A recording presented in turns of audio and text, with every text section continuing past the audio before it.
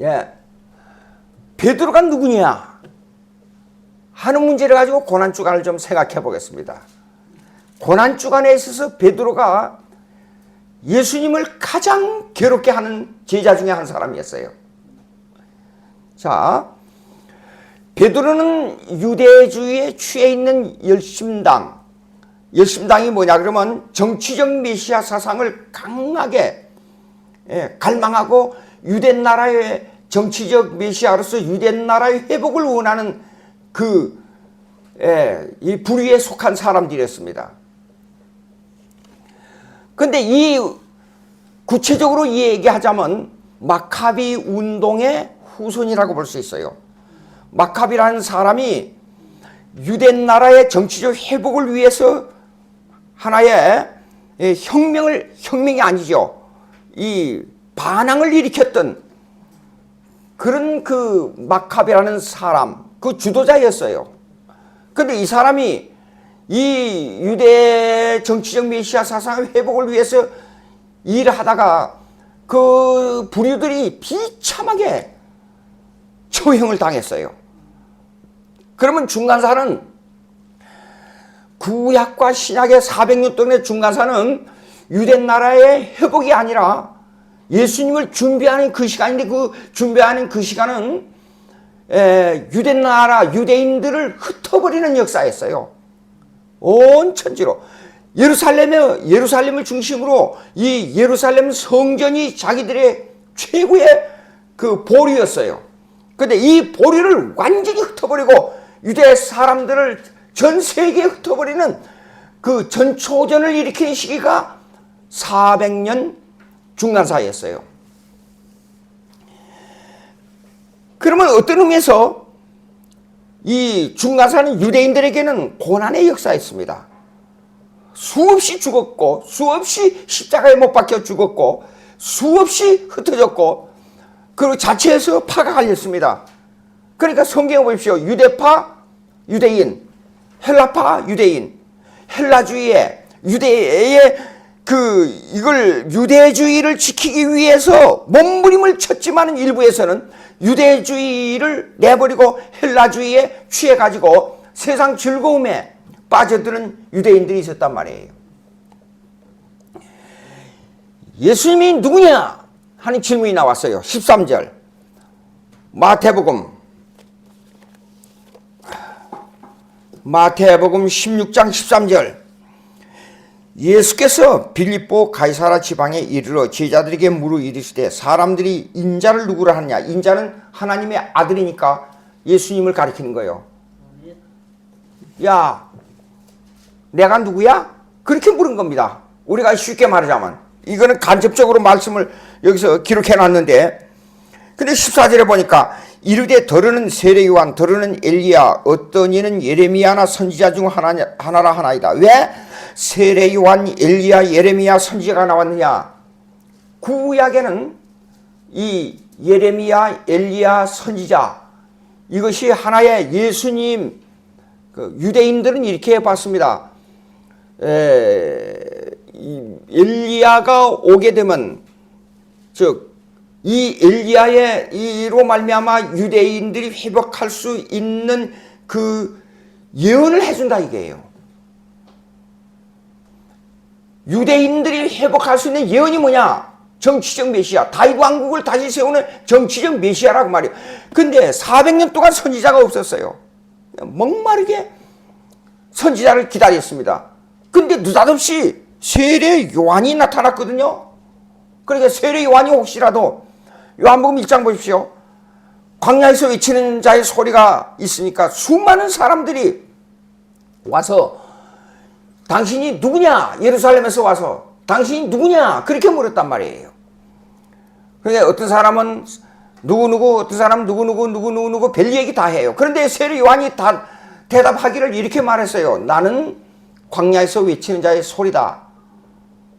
주의 길을 곧게 하라고 하는 소리에 불과해. 내 뒤에 오시는 이는 어린 양, 이 예수를 믿어야 돼. 이걸 강조했단 말이에요.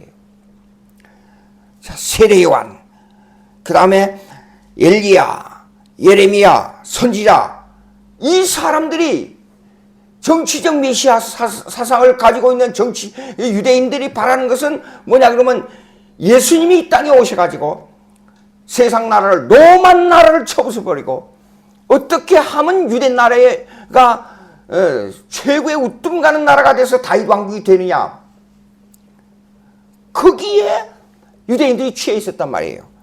그런데 15절 보니까 이르되 너희는 나를 누구라 하느냐. 생각을 해보십시오. 베드로라는 한 사람에게 이걸 물었어요. 예, 처음에는 제자들에게 물었는데 이제는 베드로 한 사람에게 물었어요. 이거는 아까 읽었던 마태복음 27장을 지금 벌써 예측하고 있는 거예요. 그러니까 예수님은 하나님이기 때문에 한 사람에 대한 심령, 개인에 대한 사건, 전체적인 우주의 사건을 다 전체적으로 보고 앞으로 미래를 다 보고 과거와 역사와 현재, 과거의 역사와 현재의 역사를 다 일치선상에서 보고 있는 겁니다. 자, 16절. 시몬 베드로가 대답하여 이르되 주는 그리스도시요 살아계신 하나님의 아들이시니이다. 예. 자, 여기 세 가지 나옵니다. 주, 그리스도, 살아계신 하나님의 아들. 주는 무슨 뜻이냐 그러면 curious. 이 말은 그냥 우리가 쉽게 주인이다 그렇게 말하지만은 그 뜻이 그런 뜻이 아니에요. 신성을 포함한 가장 존경받을 자, 그런 뜻이에요. 주는 신성을 가진 가장 존경받을 자로 지박이 됐어요. 주. 그리스도는 뭐냐 그러면 기름 부음 받았다는 뜻이에요. 기름 부음 받았다. 기름 부음 받았다는 말은 중요한 하나님의 사역의 직분을 받았다 그 말이에요. 직분을 받았다. 그러니까 이 세 가지 직분이 뭐냐 그러면 그리스도는 기름 부음 받았다는데, 직분을 받았다는데 세 가지 직분이 뭐냐? 왕직, 선지자직, 제사직이에요. 왕직은 다스린다는 뜻이에요. 그러니까 만약에 왕 주께서 어떤 왕보다도 가장 이 세상을 다스릴 수 있는 왕 예수 그리스도, 그 다음에 선지자직이요. 선지자직은 예언자직입니다. 예언자직은 그냥 말 그대로 말하면 앞으로 미래를 말한다는 뜻인데, 이 선지자라는 말은 하나님의 말씀을 그대로 받아서 그대로 전한다는 뜻이에요. 선지자직은.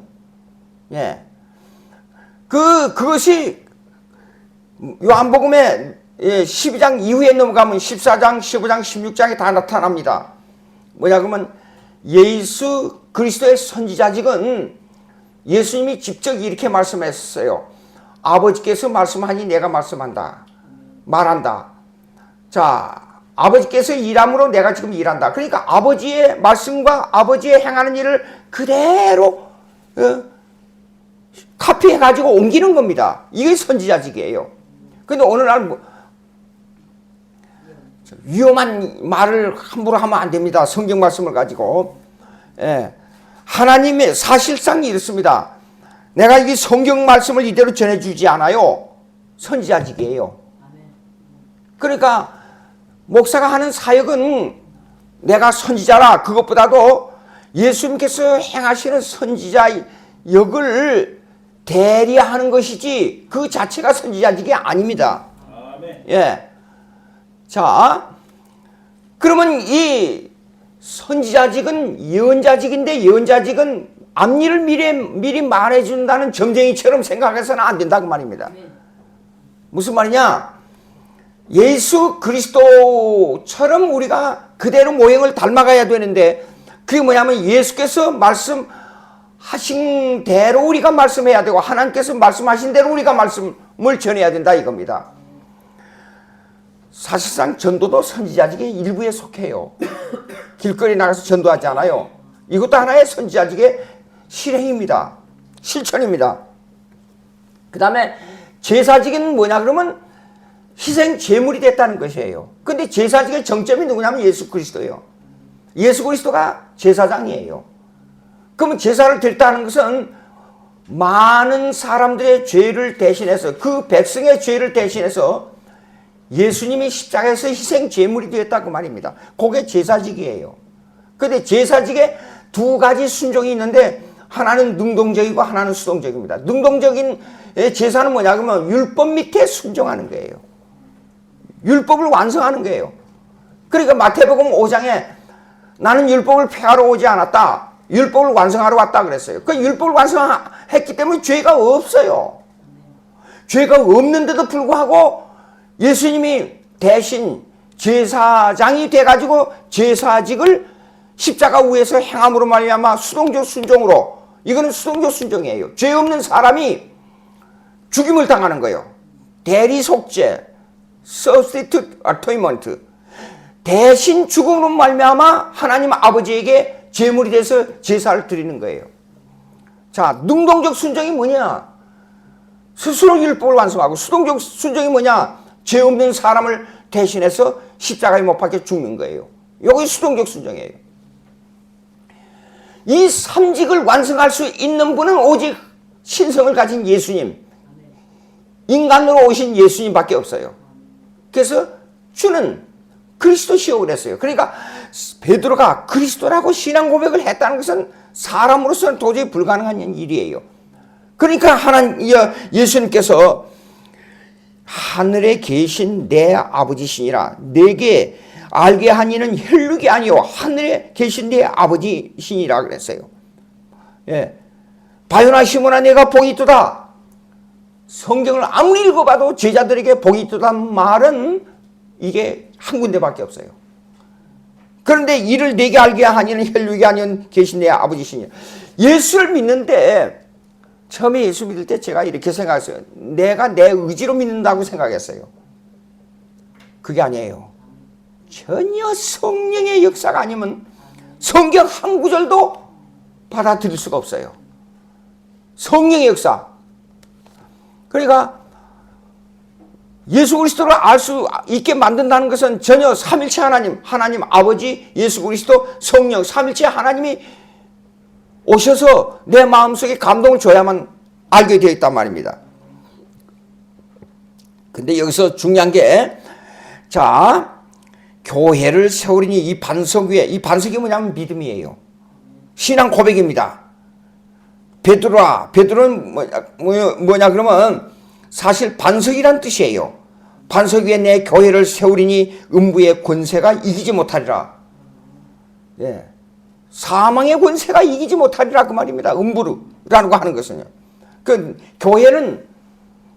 교회론에 들어가면 어저께도 잠깐 우리가 이 얘기를 했습니다만, 교회라는 것이 뭐냐? 그러면 하나님 나라입니다. 교회가. 우리가 그냥 교회라고 이렇게 말하지만 하나님 나라입니다. 하나님 나라에 보이는 교회로서 하나님 나라의 완전한 하나님 나라의 모형이에요. 지금은 완전치 못한 하나님 나라입니다. 교회를 쉽게 생각하면 안 됩니다. 예? 아니 공산당들이 밀와서 교회를 다 쳐부수면 교회가 없어질 줄 알았어요. 이 세상에 이 땅 위에 교회가 없어지니까 지금 교회가 자꾸만 한국 교회가 교인들이 줄어간다고 하면 난리 법석입니다. 근데 원리는 내버려 두고 다른 일을 하고 있어요. 지난 수요일날 와가지고 어느 젊은 목사 와가지고 교회에 이 교인들 줄어든 거에 대해서 엄청 비평을 하면서 걱정을 많이 하더라고요. 비평하고 걱정하는 거 진단은 좋았는데 방법을 이 얘기하는데 보니까 틀렸어요. 교회는 어떻게 성립돼야 되냐? 반석 위에 서야 하는데 믿음이 강해져야 돼요. 이 믿음 뭐냐? 말씀과 성령이에요. 그런데 마지막에 제가 이런 얘기를 했어요. 미국에 플레인 오브 트루스라는 신학 잡지가 있다. 그걸 내가 미국에 있을 때 항상 받아봤는데, 교회의 방법론, 그 다음에 전도의 방법론, 교육의 방법론을 도입해가지고 그대로 해서 교회 발전시키는 얘는 10%도 안 된다. 그럼 교회가 어떻게 발전되느냐? 말씀으로 돌아가서 성령에 의지해야만 교회가 발전된다. 그러면 목사가 얼마만큼 말씀에 바로 섰느냐? 얼마만큼 하나님을 철저하게 의지하느냐? 얼마만큼 목사가 기도에 집중하느냐? 이 목사의 영적 자질에 따라서 교회가 발전된다 그랬더니 저를 보고 이렇게 얘기하는 거예요. 그게 가능합니까? 그러더라고요. 아, 진단은 정확하게 하는데 이분이 뭔가 문제가 있다는 생각을 했어요. 한참 방황해서 이렇게 되면 어떻게 되냐면 좀 미안한 얘기입니다. 한 두 번쯤 죽었다 깨나 봐야 알아요. 예. 이 영적으로 깨닫는다는 것은요, 생명에 관한 문제이기 때문에 깊은 이 죽음에 대한 이 각오와 이 체험이 없으면 안 됩니다. 자, 그러면 이제 문제가 뭔가 하니 19절에 천국 열쇠를 네게 주리니 내가 이 땅에서 무엇인지 매면 하늘에서도 매일 것이요 내가 땅에서도 무엇인지 풀면 하늘에서도 풀리리라 하시고 이에 제자들에게 경고하사 자기가 그리스도인 것을 아무에게도 이르지 말라 하시니라. 여기 19절 땅에서 풀면 하늘에서도 풀리고 땅에서도 매이면 하늘에서 매인다. 이것은 마태복음 18장에 1만 달란트와 100데나리온의 예에 속한 겁니다. 이건 주기도문에 우리가 우리의 죄를 사여주면 하늘에서도 우리의 죄를 사해준다는 주기도문의 내용하고 통하는 겁니다. 이거요. 그러면 한번 질문해 보십시다. 여러분, 내가 형제가 잘못한 것을 내가 용서해 줘야 하늘나라에 갈 수 있다는 질문이 나온단 말이에요. 그렇지 않아요? 근데 그게 아니고 간단히 지난번에 설명했지만 오늘도 오후에 주기도문 세례받을 자를 위해서 오늘 주기도문을 강의합니다. 근데 이게 아주 중요한데, 자, 마태복음 18장에 나오는데 1만 달란트와 100데나리온 비유가 있습니다. 1만 달란트는 2억 불인가 돼요. 대강 계산해서. 근데 100데나리온은 오늘날 돈의 수치로 완전하게 계산이 안 되지만은 이렇게 생각하면 됩니다. 노동자가 하루 일하는 값을 1데나리라 그래요. 그러면 100데나리온은 노동자가 100일 동안 일한 값어치예요. 자, 그러면 노동자가 100데나리온을 친구와 문제가 생겼을 때 100데나리온 정도의 값어치는 우리가 갚아줄 수 있습니다. 근데 왜 돈을 계산했냐 하는 문제가 나와요. 사실상 이것입니다.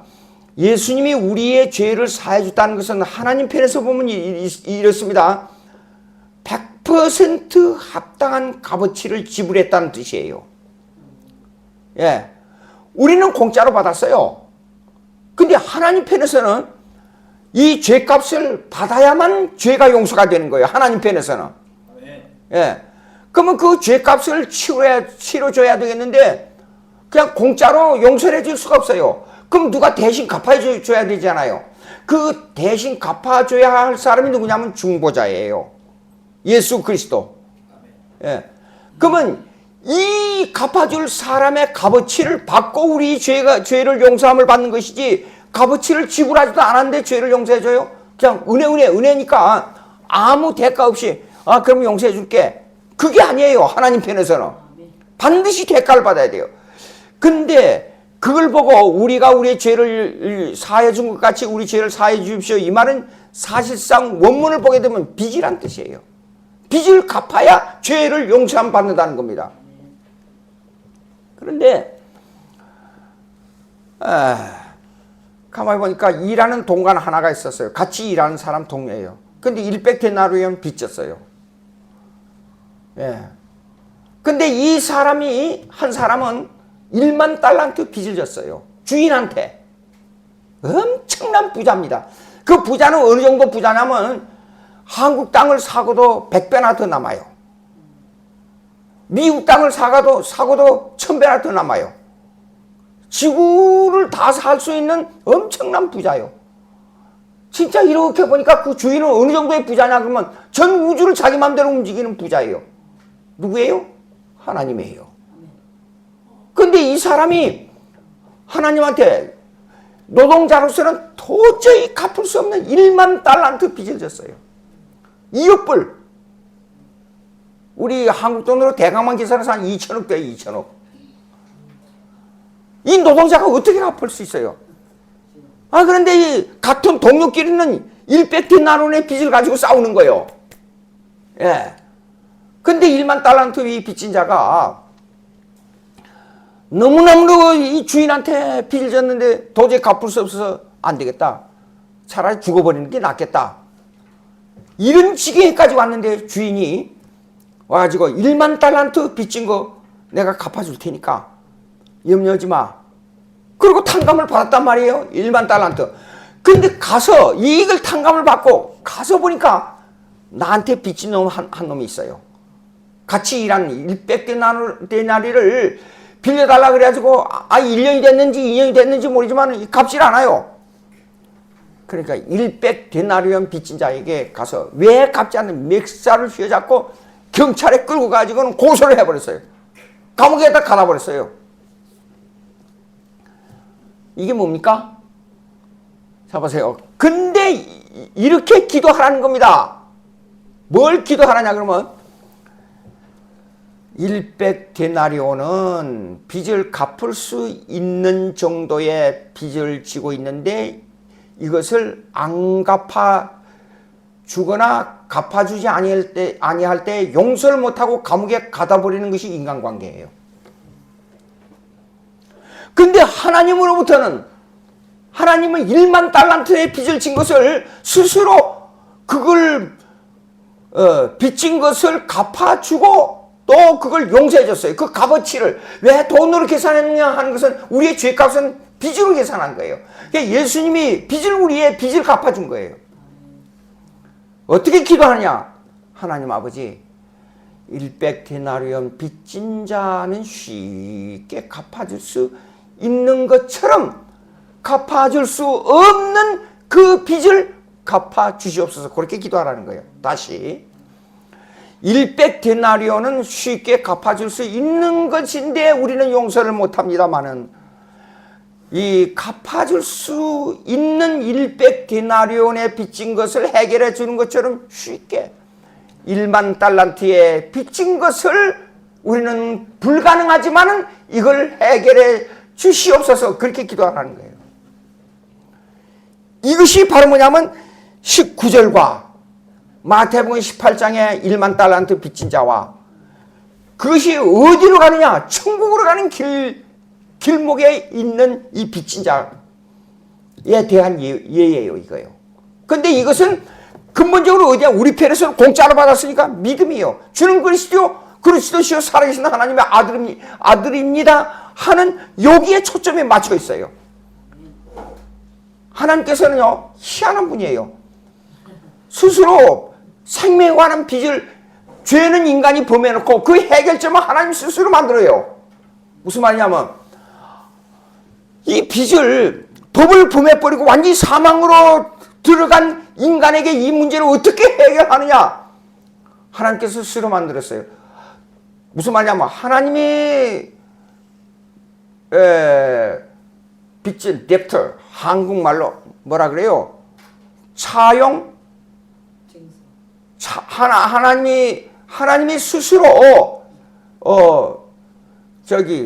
빚을 받아야 할 사람을 뭐라 그래요? 채권자. 하나님이 스스로 채권자가 되고 하나님이 스스로 채무자가 된 거예요. 가능한 일이에요? 불가능한 일이에요. 그러면 이 빚의 대가를 받아야 돼요. 하나님이. 인간이 죄를 범했기 때문에 이 죄의 대가를 치러야 되잖아요. 근데 이걸 인간 문제는 뭐냐 그러면 나는 김양주를 예수 믿도록 예정을 해놨어요. 근데 예정을 해놨는데 이 예정을 해결할 수 있는 길은 이게 앞만 봐도 이 놈을 가만히 보니까 내가 이를 사랑하기를 이거 도저히 스스로 해결할 수 없는 놈을 예정을 해놓고 보니까 이걸 내 아들로 삼아야 되겠는데 어떻게 해결해요? 그러니까 하나님께서 스스로 채무자가 돼가지고 그 채무자의 책임을 누구에게 맡겼냐 그러면 아들에게 맡긴 거예요. 예수님에게 맡긴 거예요. 기가 막힌 일이에요.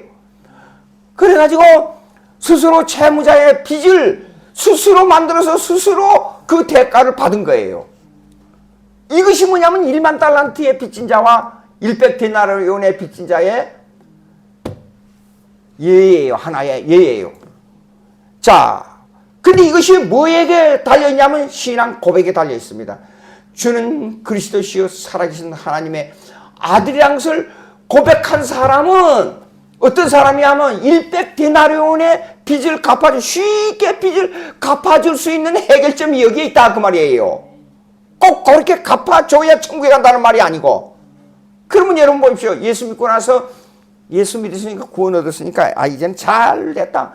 마음대로 놀고 마음대로 범죄하고 마음대로 살고 마음대로 내 뜻대로 살자 그렇게 합니까?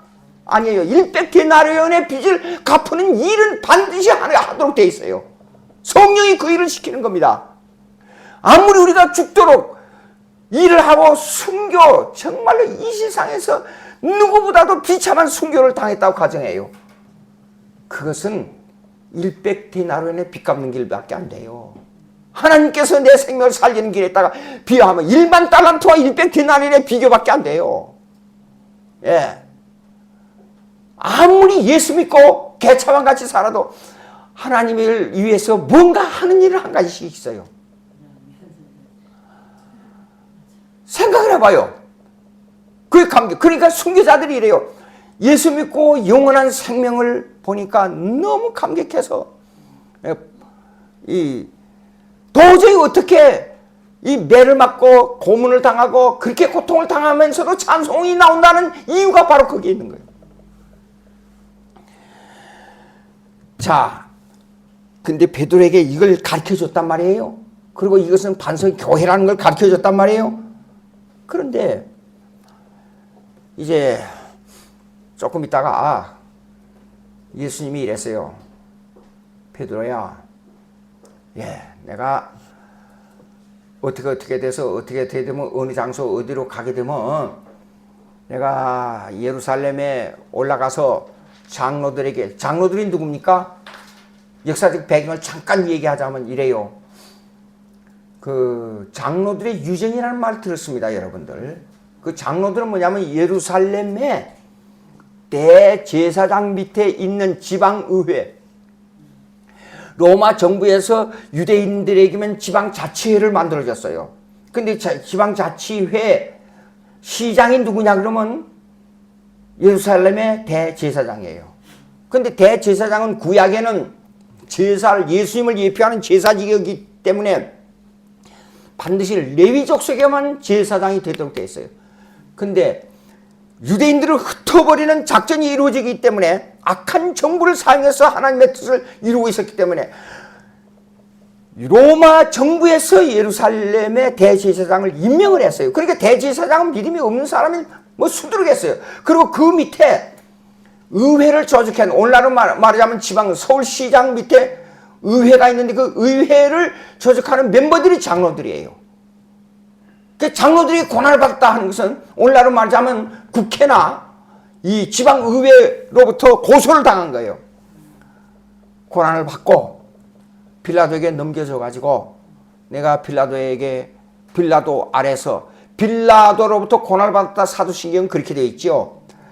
근데 라틴에 보니까 수부가 나와요. 수부. 그 신앙고백서에 제가 라틴어 그대로 번역해 놓은 거 있어요. 예. 수부가 나와요. 이 말은 아래서란 뜻이에요. 지배 아래서. 그러니까 이렇게 번역해야 돼요. 빌라도의 지배 아래서 고난을 받으사. 그렇게 나와야 됩니다. 예. 고난을 받고 십자가에 못 박혀 죽을 것이야. 그리고 내가 3일 만에 다시 부활할 것이야. 이것을 예언을 쫙 했어요. 베드로가 잡으세요. 이렇게 이율배반이 될 수가 없어요. 앞뒤가 안 맞아요. 무슨 말이냐면 13절, 15, 16, 17, 18절까지는 음부의 권세가 이기지 못하리라. 이 신앙 고백을 할 때 베드로에게 이렇게 얘기해 줬단 말이에요. 조금 있다가 21절부터 이때로부터 그랬으니까 거기서 얼마 안 돼요. 이 신앙 고백이에요. 이때로부터 제 예루살렘에 올라가 21절 장로들과 대제사장들에게 서기관들에게 많은 고난을 받고 죽임을 당하고 제3일에 살아날 것을 제자들에게 비로소 나타내니 베드로가 뭐라 했어요? 주여 그리 마옵소서 그랬어요. 방금 들었습니다. 얼마 전에 몇 시간이 흘렀는지는 모르겠어요. 여기 안 나타났으니까 이 신앙 고백을 했는데 근데 고난을 고난을 받아서 3일 만에 다시 살아난다 하니까 주여 그리 마옵소서. 예수님이 뭐라고 그랬어요?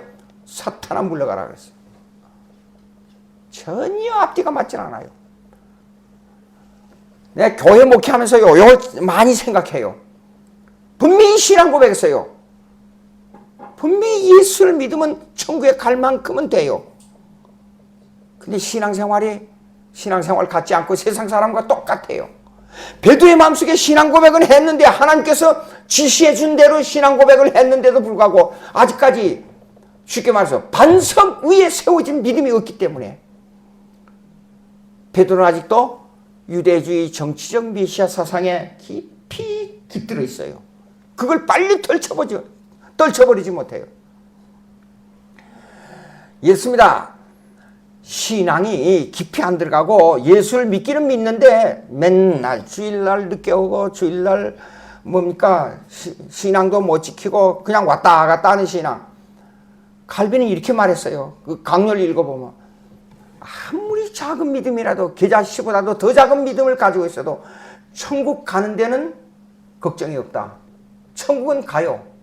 희미한 믿음이라도. 그런데도 불구하고 이 사람이 한나라에 가서 상을 얻는 데는 아직까지 많은 상을 받기에는 부족하다. 베드로가 지금 그런 입장이에요, 보니까. 그런데 이 사상이 계속 나갔단 말이에요. 마태복음 27장을 이제 넘어가 보시겠습니다.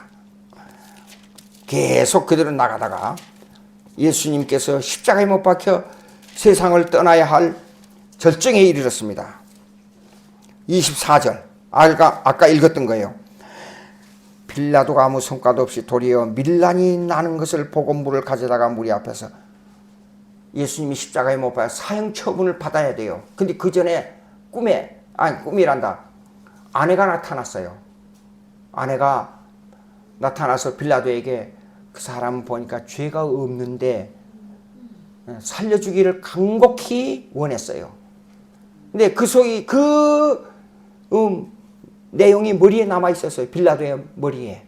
그래서 이걸 해결해 주려고 그래요. 근데 문제가 뭔가니? 오늘날 정치의 상황, 국가와 교회 관계가 아주 밀접한, 여기서 배워야 될 게 있어요. 칼빈의 교회와 국가론을 읽어보면 이 내용을 아주 잘 설명하고 있습니다. 무슨 말이냐 그러면 악한 정부를 통해서 하나님의 뜻을 이루고 악한 정부를 통해서 교회를 더 발전시키는 하나님의 역사가 있어요. 예. 그러니까 우리 기독교인은 이렇게 생각해요. 내가 교회 밖에 나가서 정치운동을 한다고 가정하십시다. 그러면 반드시 성경편에 서야 돼요. 예. 반드시 성경편에 서야 되지만은 교회를 잠깐만요. 이게 성경편에 서야 되지만 교회에 들어와서는 어떻게 해야 되냐 그러면 너무 극단적인 말을 하면 안 됩니다. 여기는 두 영역이 있다 해서요. 에브라함 칼프는 두 영역이 있다 해서요. 영의 왕국과 힘의 왕국, 힘의 왕국은 국가입니다. 이거는 분리되어 있으면서 관계를 가지고 있어요. 이것을 누가 말했냐 그러면 어거스틴이 말했어요. 그건 사실 보게 되면 힘의 왕국과 영의 왕국을 따져보면 사도 바울로 들어가요. 사도 바울은 두 개를 제도상 분리를 했으면서 이걸 주님의 주권 안에서는 하나의 영역으로 봤단 말이에요. 그러니까 우리가 세상에 나가서 일을 할 때는 그 일에 집중해야 돼요. 국가에 관계된 그 예속된 거기 때문에. 근데 교회에 와서는 하나님의 영의 왕국에 집중해야 돼요. 근데 너무 국가의 정치에 휩쓸리다 보면 어떤 문제가 생기느냐? 교회가 정치판이 돼버려요. 그러면 교회가 위험해져요. 그러니까 우리가 교회 안에서 국가에 대한 얘기, 정당에 대한 얘기도 너무 극단적으로 심하게 더 많이 하는 것은 교회에 해가 돼요. 예. 그런데 예수님을 십자가에 못 박혀 죽은데 로마의 정치가 개입이 됐단 말이에요. 그런데도 예수님은 언제나 하나님과의 관계에서 이 문제를 밀고 나갔지 정치에 이렇게 저렇게 흔들리지는 않았다. 물론 하나님의 아들 예수 그리스도니까 했단 말이에요. 자, 근데 빌라도가 어떻게 하면 예수님을 살려줄까를 생각한 거예요. 근데 문제가 뭐냐면 유대인들, 정치적 메시아 사상을 가지고 있는 유대인들이에요. 근데 이 정치적 메시아 사상과 영적인 메시아 사상 중간에서 왔다 갔다 하면서 기회를 본 사람이 누구냐 그러면 예수 신앙 고백을 했지만은 기회를 본 사람이 누구냐면 베드로였어요. 그리고 멀리서 바라보고 분명히 그 전에 예수님께서 예언했어요. 베드로야, 예, 내가 십자가에 못 박혀 죽으면 다 나를 버리고 도망가. 예. 베드로가 예수님, 세상이 다 버려도 나는 예수님을 버리지 않습니다. 자신했어요. 왜 그런 줄 알아요?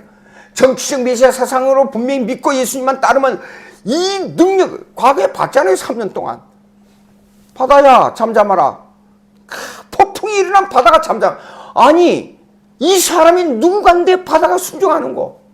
죽은 사람을 살려냈어요. 예?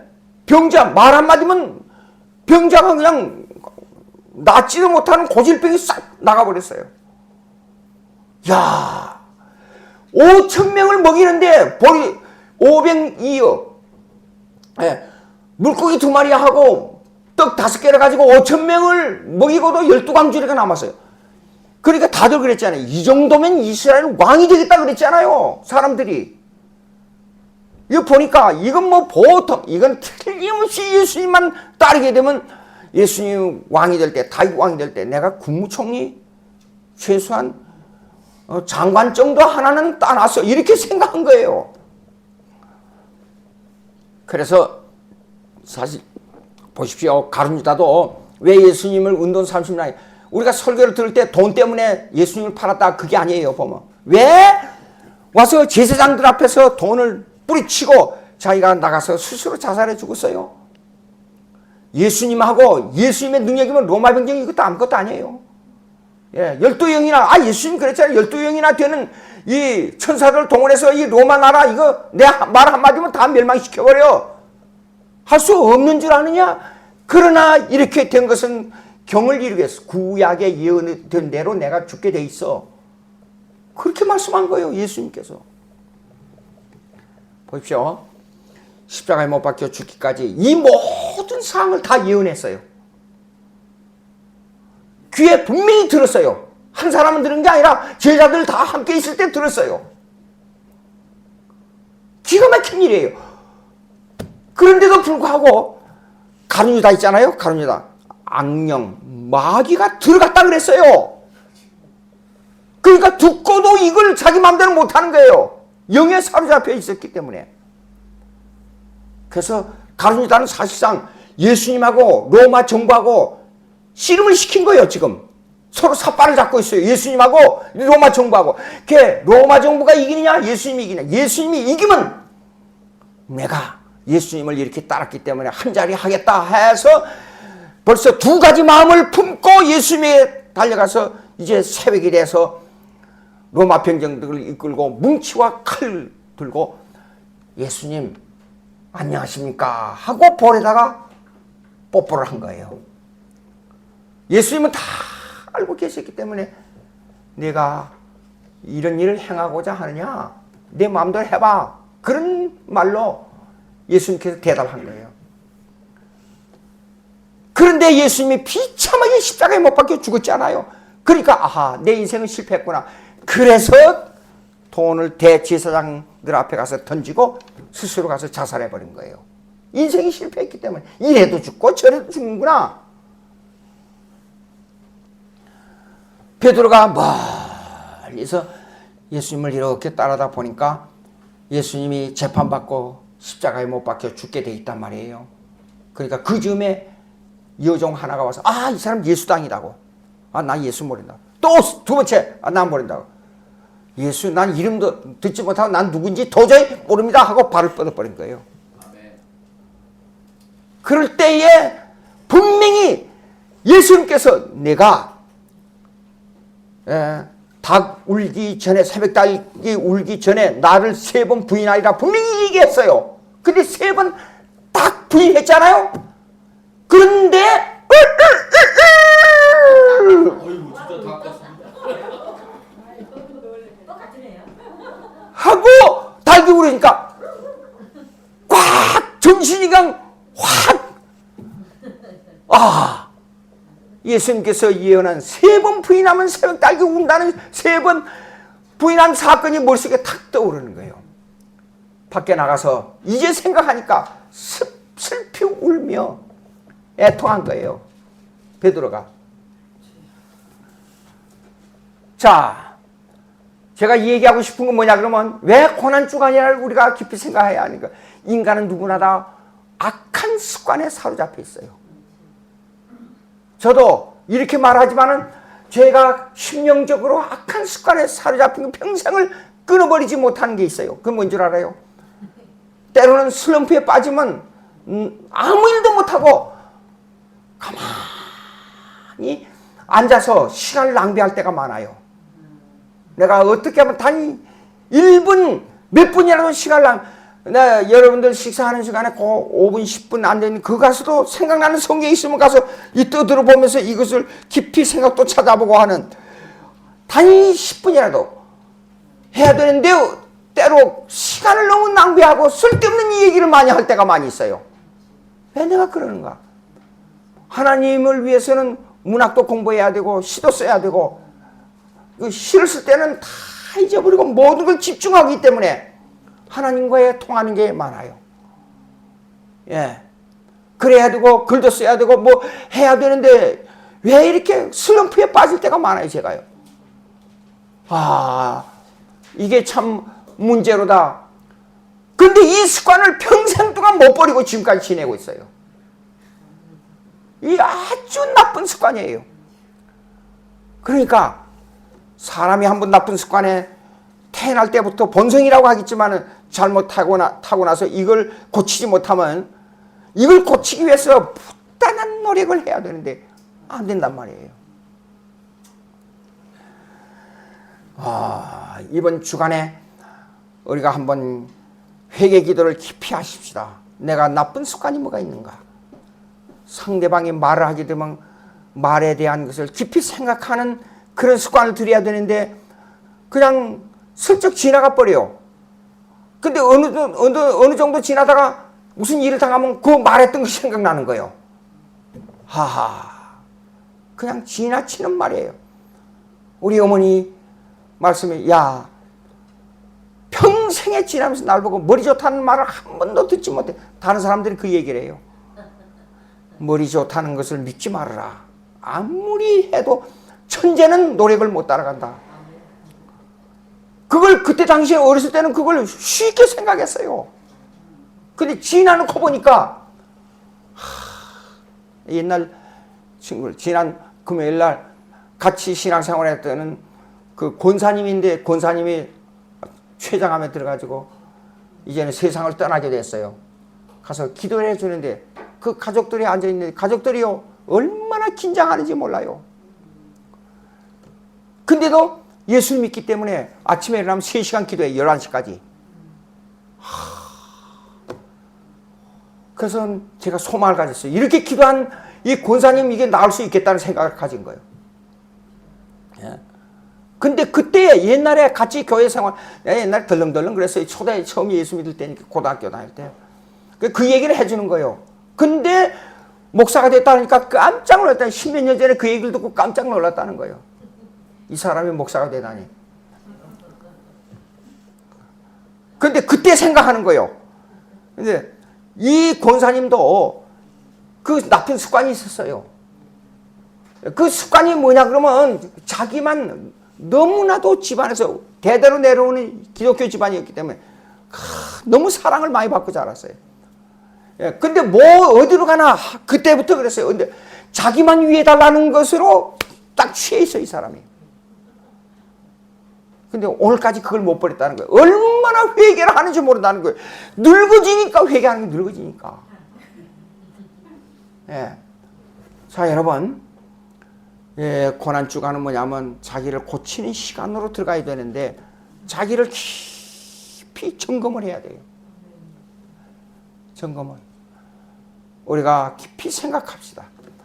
하나님께 어떻게 내 자신이 드려야 될까를 깊이 생각하고 점검하고 회개하고 점검하고 회개하는 그런 자세를 가지도록 했습니다. 기도하십시다. 하나님 아버지 감사합니다.